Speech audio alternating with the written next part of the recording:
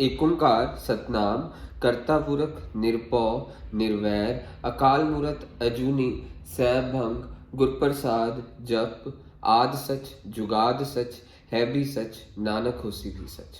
वाहिगुरु जी का खालसा वाहिगुरु जी की फतेह। Dear students, in this video I am going to do third question of surface area volume chapter. Third question is, a toy is in the form of cone. A toy is in form of cone of radius 3.5 centimeter, of radius 3.5 centimeter, mounted on a hemisphere of same radius, mounted on a hemisphere of same radius. The total height of toy, the total height of toy is 15.5 centimeter. Find the total surface area of toy. Surface area of toy. Question ध्यान ਨਾਲ ਦੇਖਿਓ। एक question है, वो कहते toys in the form of cone surmounted on a hemisphere. एक कोन hemisphere ਦੇ ਉੱਤੇ है। A toy is in the form of cone surmounted on a hemisphere। एक कोन हेमिस्फेयर ਦੇ ਉੱਤੇ ਹੈ ਤੇ ਆਪਣੇ ਕੋਲ ਰੇਡੀਅਸ ਦਿੱਤਾ ਕੋਨ ਦਾ 3.5 ਸੈਂਟੀਮੀਟਰ। ਕੋਨ ਦਾ ਰੇਡੀਅਸ 3.5 ਸੈਂਟੀਮੀਟਰ ਦਿੱਤਾ ਐਂਡ ਤੁਹਾਨੂੰ ਟੋਏ ਦੀ ਟੋਟਲ ਹਾਈਟ ਦਿੱਤੀ ਹੈ 15.5 centimetre. So a toy is in the form of cone of radius 3.5 centimetre. Cone ਦਾ ਰੇਡੀਅਸ 3.5 ਹੈ ਔਰ ਕੋਨ ਪਈ ਕਿੰਦੇ ਉੱਤੇ ਕੁਐਸਚਨ ਦੇ ਅਕੋਰਡਿੰਗਲੀ ਕੋਨ ਪਈ ਹੈ ਇਸ ਹੈਮਿਸਫੇਅਰ ਦੇ ਉੱਤੇ, ਮੀਨਸ ਆ ਹੈਮਿਸਫੇਅਰ ਹੈ ਤੇ ਸਾਨੂੰ ਪੂਰੇ ਟੋਏ ਦੀ ਹਾਈਟ 15.5 ਦਿੱਤੀ ਹੈ 15.5 ਸੈਂਟੀਮੀਟਰ ਪੂਰੇ ਟੋਏ ਦੀ। ਮੀਨਸ ਇੰਨਾ ਹਿੱਸਾ ਜੇ ਆ ਰੇਡੀਅਸ 3.5 ਹੈ ਤਾਂ ਆ ਵੀ ਚੀਜ਼ ਰੇਡੀਅਸ ਹੀ 3.5 ਸੈਂਟੀਮੀਟਰ ਹੋਊਗੀ। ਸੋ ਪੂਰਾ 15.5 ਇੰਨਾ 3.5 ਇੰਨਾ ਹਿੱਸਾ, ਤਾਂ ਫਿਰ ਆਪਾਂ ਇੰਨਾ ਹਿੱਸਾ ਕੀ ਕਹਿ ਸਕਦੇ ਹਾਂ 15.5 ਮਾਈਨਸ 3.5 that is 12। ਆਪਣੇ ਕੋਲੇ 12 ਸੈਂਟੀਮੀਟਰ ਆ ਗਿਆ। ਸਾਨੂੰ find the total surface area of ਟੋਏ। ਟੋਏ ਦੇ ਸਰਫੇਸ ਏਰੀਆ 'ਚ ਇੱਕ ਤਾਂ ਆ ਪੋਰਸ਼ਨ ਆ ਰਿਹਾ ਕੋਨ ਦਾ ਵਾਲਾ ਪੋਰਸ਼ਨ, ਕੋਨ ਦਾ ਕੱਲਾ ਆ ਵਾਲਾ ਪੋਰਸ਼ਨ ਇਸ πr_l, ਇਹਦਾ ਸਰਫੇਸ ਕਿੰਦੇ ਇਕੁਅਲ ਹੁੰਦਾ πr_l।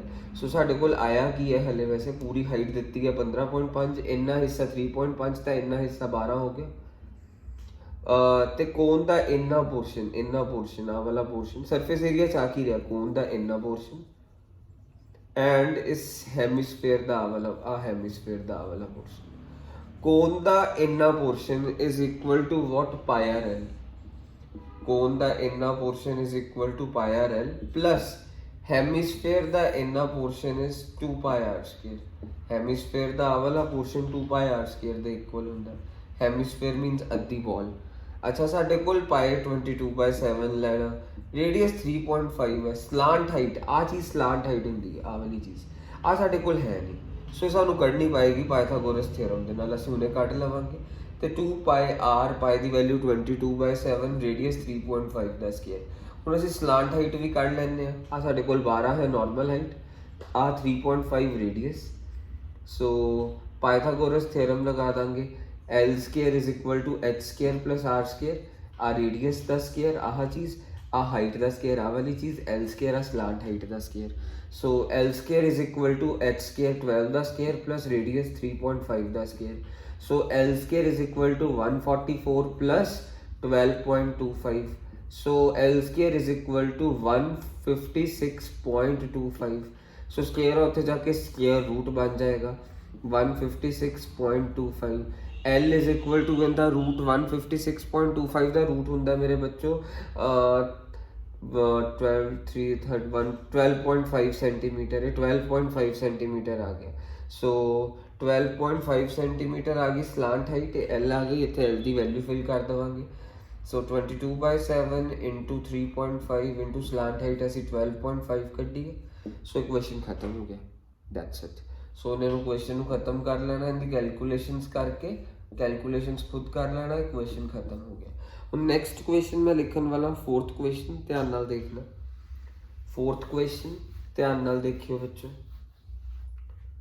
fourth question is as so fourth question, a cubical block of side 7 centimeter. Question I am writing, a cubical block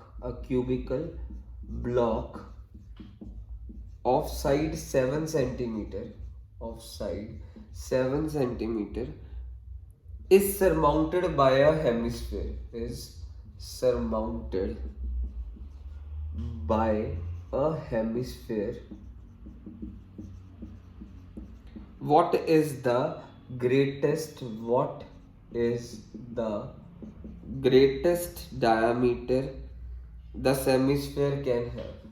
What is the greatest diameter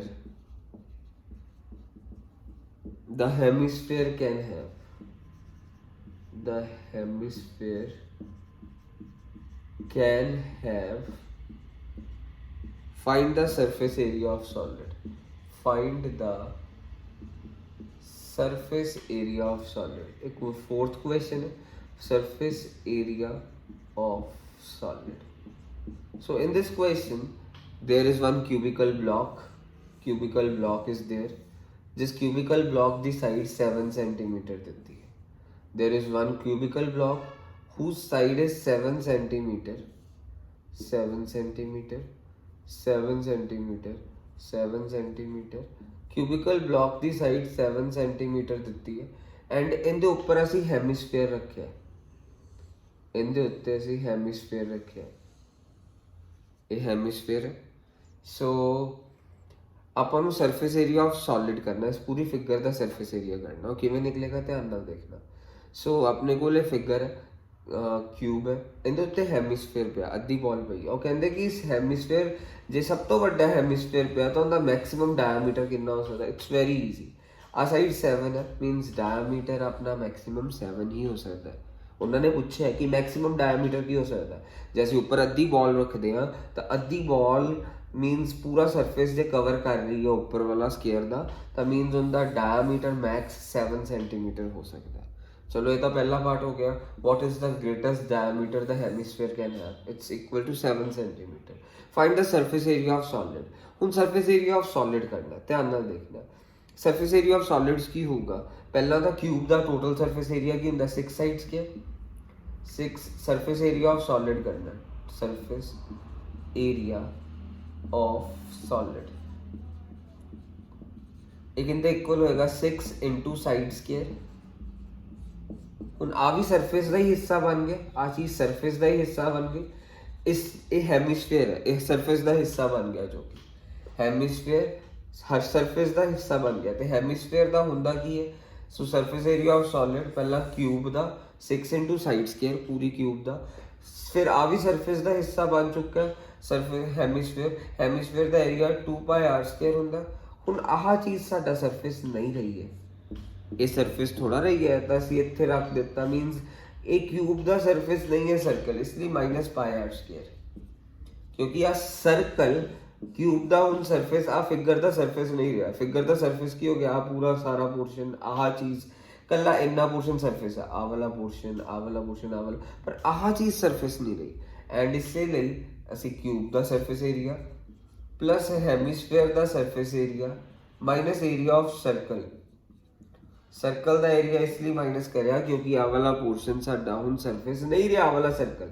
ਸੋ ਸਾਡਾ surface ਆ ਸੀਗਾ, ਆਹ portion ਆਹ ਸਾਡਾ ਪਰ surface ਨਹੀਂ ਰਿਹਾ, ਇਸ ਲਈ ਸਰਕਲ ਦਾ ਏਰੀਆ ਮਾਈਨਸ ਕਰਿਆ।